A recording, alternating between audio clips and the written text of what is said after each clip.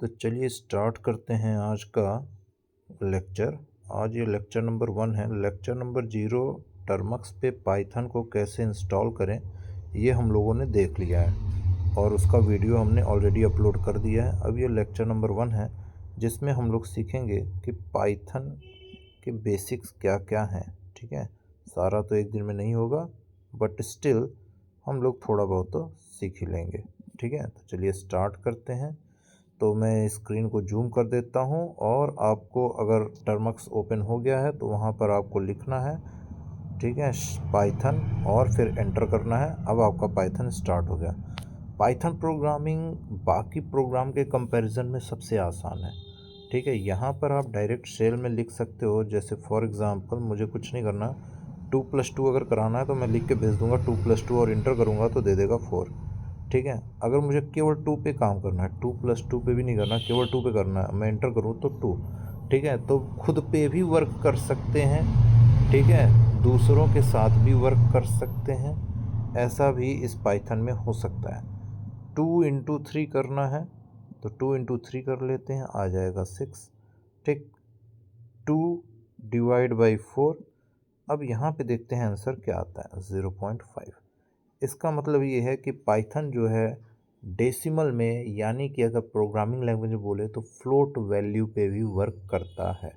ठीक है, अगर वैल्यू में डेसिमल नहीं है इसका मतलब वो इंट कंसिडर होगा, इंटीजर, और अगर उसमें डेसिमल है तो वो फ्लोट कंसिडर होगा। तो पाइथन जो है फ्लोट पे भी वर्क कर लेगा और इंट पे भी काम कर लेगा।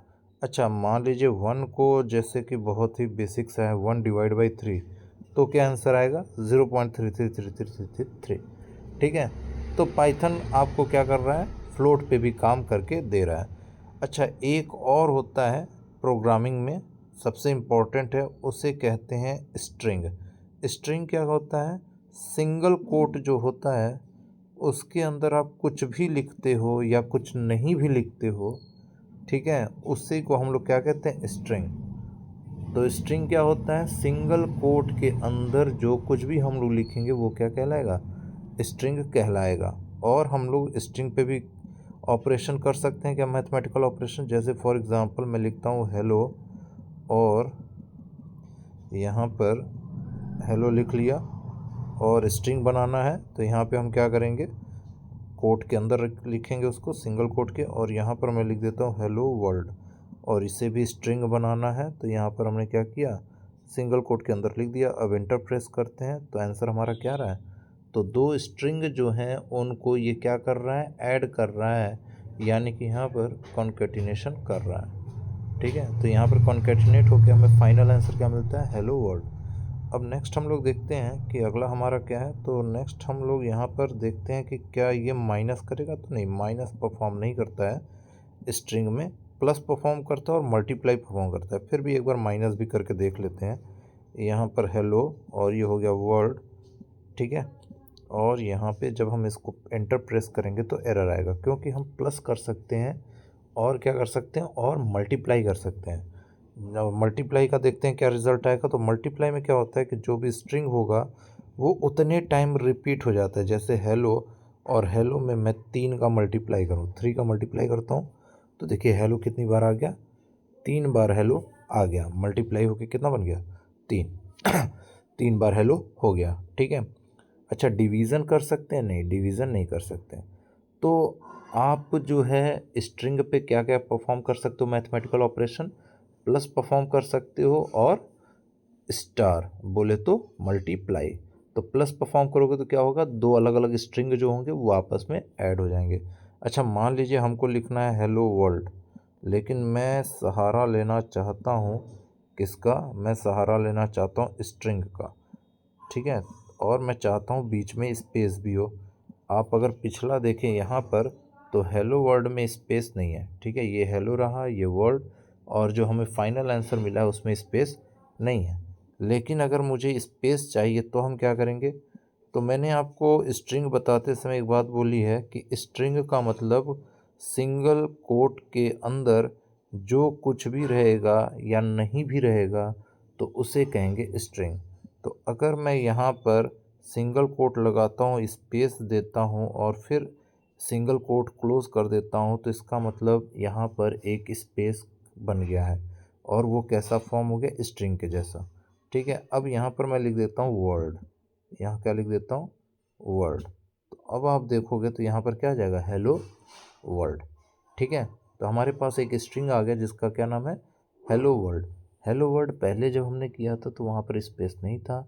अभी को हमने क्या किया, अभी हमने स्पेस ले आए। कैसे ले आए, हमने वहाँ पे स्पेस को जो है वो क्या कर दिया, स्ट्रिंग का फॉर्म दे दिया। स्ट्रिंग का फॉर्म कैसे देना है, कुछ नहीं करना है, बस सिंगल कोट के अंदर चीज़ों को रख देना है। ठीक है।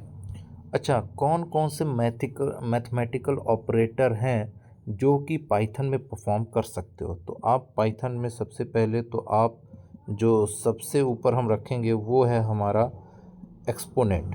ठीक है, तो हम पाइथन में एक्सपोनेंट परफॉर्म कर सकते हैं। एक्सपोनेंट के लिए आपको क्या करना है, 2 ⋯3। मान लीजिए मुझे 5 का एक्सपोनेंट निकालना है, 5⁵5, तो हम लिखेंगे 5 ⋯5 और हमारा आंसर आ जाएगा 3125। अगर मान लीजिए हमें करना है 2 ⋯32, तो हमारा आंसर आ जाएगा कितना, 4294967296। अगर आप पहले से जानते हो प्रोग्रामिंग तो आपको पता होगा ये वैल्यू क्या है। तो ये वैल्यू आपका क्या है, 4 GB है। ठीक है, ये वैल्यू क्या है आपका, 4 GB। ठीक है, तो जो 32 बिट हम सिस्टम लेते हैं, लैपटॉप हो गया, मोबाइल हो गया, डेस्कटॉप हो गया, तो जो 32 बिट का होता है कंप्यूटर, 32 बिट आर्किटेक्चर का जो कंप्यूटर होता है उसका इतना ही बिट कैपेसिटी होता है। उसकी बिट कैपेसिटी कितनी होती है, इतनी होती है, 2 ⁻32। और जो हमारा, और ये 2 ⁻32 जो है ये क्या हो गया, ये हमारा 4 GB हो गया। और जो हमारा 64 बिट का होता है वो 2 ⁻64 हो जाता है। और 2 ⁻64 का मतलब हो गया इतना बिट। अगर आप इससे कंपेयर करो तो ये एक्साबाइट में चला जाता है। किस में चला जाता है, ये एक्साबाइट, 18 एक्साबाइट।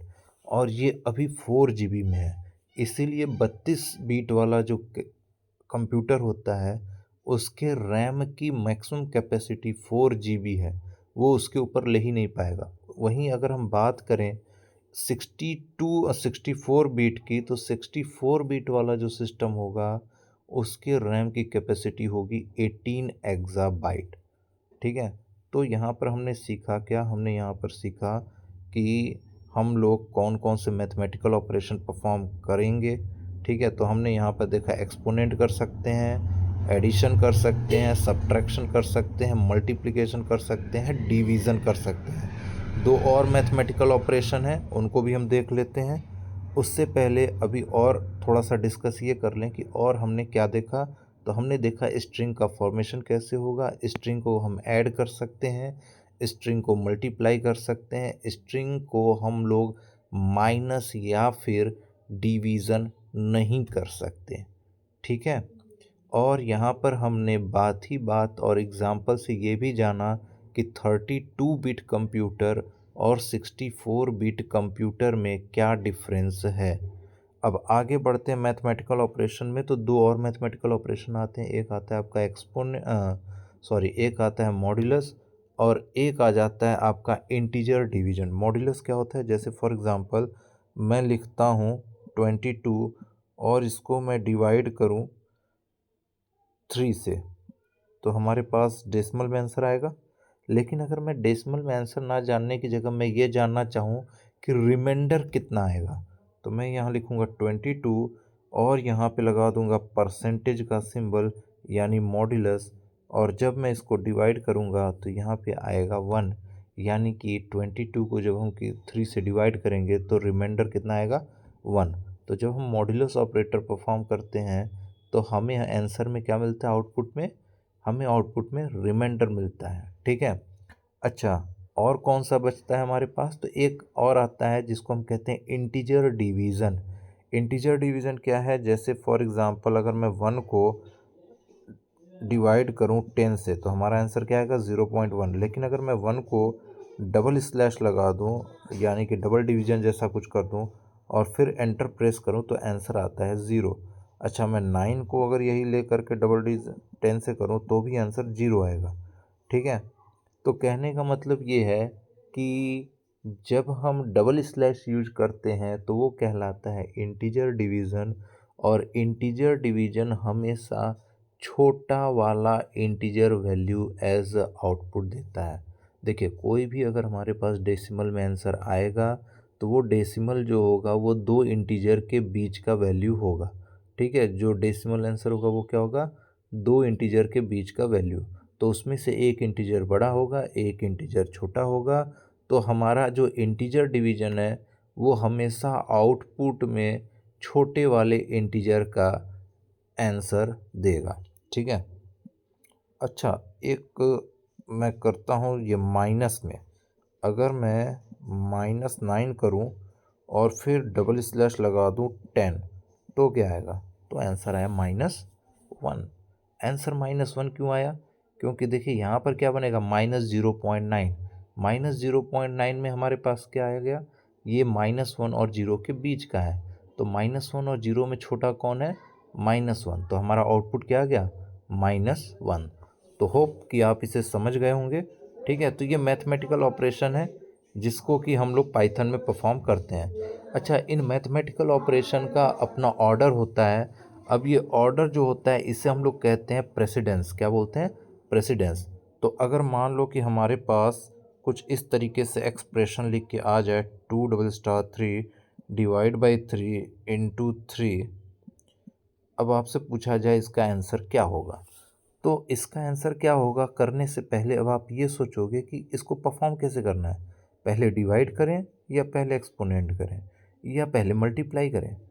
तो पाइथन का जो रूल है उस रूल के अकॉर्डिंग सबसे पहले जो प्रायोरिटी मिलेगी वो एक्सपोनेंट को मिलेगी। ठीक है, तो यहाँ पर जो सबसे पहले सॉल्व होगा वो कौन सा सॉल्व होगा, 2 3 यानी 2 to the power 3। यानी कि सबसे पहले 2 to the power 3 सॉल्व होगा और हमारा आंसर बनेगा 8। उसके बाद आएगा हमारे पास, आप देखो तो स्लैश और स्टार। तो जो आपके इंटीजर डिवीज़न है, ध्यान दीजिएगा, जो इंटीजर डिवीज़न है, जो मॉड्यूलस है, जो डिवीज़न है, जो मल्टीप्लिकेशन है, इन चारों का प्रेसिडेंस इक्वल होता है, इन चारों की प्रायोरिटी इक्वल होती है। बस इनको जब भी सॉल्व करेंगे या जब भी पाइथन इन पे ऑपरेशन परफॉर्म करेगा तो हमेशा ऑर्डर लेफ़्ट टू राइट होगा। हमेशा ऑर्डर किधर होगा, लेफ़्ट टू राइट। तो आइए इसको देखते हैं। तो हमने लिखा है 2 3 तो पहले एक्सपोनेंट सॉल्व होगा तो ये सॉल्व होके हो जाएगा 8। उसके बाद देखिए अब ये क्या बन जाएगा, तो ये बन जाएगा 8। अभी उसको छोड़ दीजिए, अब जो बन रहा है पहले उसमें देखते हैं। 8/3 अब यही बनेगा, 2 to the power 3 सॉल्व हो जाएगा तो क्या आएगा 8, और 8/3 यही आएगा। अब 8/3 तो लेफ़्ट में कौन है सबसे पहले, तो लेफ़्ट में सबसे पहले स्लैश है यानी कि डिवीज़न है। उसके बाद कौन है, उसके बाद जाएंगे आगे बढ़ेंगे तो मल्टीप्लिकेशन है। इसका मतलब पहले क्या होगा, पहले डिवीज़न होगा। डिवीज़न क्या होगा, 8 का 3 से डिवीज़न। तो 8 का 3 से जब डिवीज़न होगा तो हमारे पास आंसर क्या आएगा, तो 8 का 3 से जब डिवीज़न होगा तो देखिए आंसर आ जाएगा 2.66666। और उसके बाद फिर 3 से क्या होगा, मल्टीप्लाई 2.6666666 और लास्ट में यहाँ 5 कर देते हैं इंटू 3। तो हमारा आंसर क्या आ गया, 7.999, जिसको अप्रॉक्स उसने किस में दे दिया है, 8 में आंसर दे दिया है। ठीक है, तो 2 ठीक है। तो अब अगला सवाल लेते हैं एडिशन पे, एडिशन और सब्ट्रैक्शन। देखिए, अब पहले सबसे पहले प्रायोरिटी किसकी है, एक्सपोनेंट की। सेकंड नंबर पे प्रायोरिटी किसकी है, तो सेकंड नंबर पे प्रायोरिटी है मॉड्यूलस, इंटीजर डिवीजन, डिवीजन और मल्टीप्लिकेशन की। ठीक है, और इन चारों की प्रायोरिटी जो है वो सेम है। ऑर्डर क्या होगा, लेफ़्ट टू राइट। उसके बाद आता है प्लस और माइनस। प्लस और माइनस का जो ऑर्डर होता है वो भी सेम होता है, इनका प्रायोरिटी सेम होता है। बस सॉल्व जब भी हम करेंगे तो क्या करेंगे, लेफ़्ट टू राइट ऑर्डर को परफॉर्म करेंगे। ठीक है, तो इस तरीके से मैथमेटिकल ऑपरेशन कैसे करेंगे पाइथन में, ये हमने देख लिया है। और पाइथन में हमने ये भी देखा कि हमें किसी पेज को ओपन करने की ज़रूरत नहीं है, हम डायरेक्ट शेल में ऑपरेशन परफॉर्म कर सकते हैं और तुरंत हमें आउटपुट मिल सकता है, ठीक है। लेकिन डायरेक्ट शेल में करना और अलग से किसी टेक्स्ट फाइल में पूरे प्रोग्राम को लिखना, दोनों में अंतर होता है। क्योंकि यूज़र को जब आप अपना प्रोग्राम बना के दोगे, ये मतलब कि कोई ऐप या सॉफ्टवेयर या कुछ भी वेबसाइट वगैरह आप डेवलप करोगे, तो आप उसे अपना शेल नहीं दोगे, आप उसे फाइल दोगे।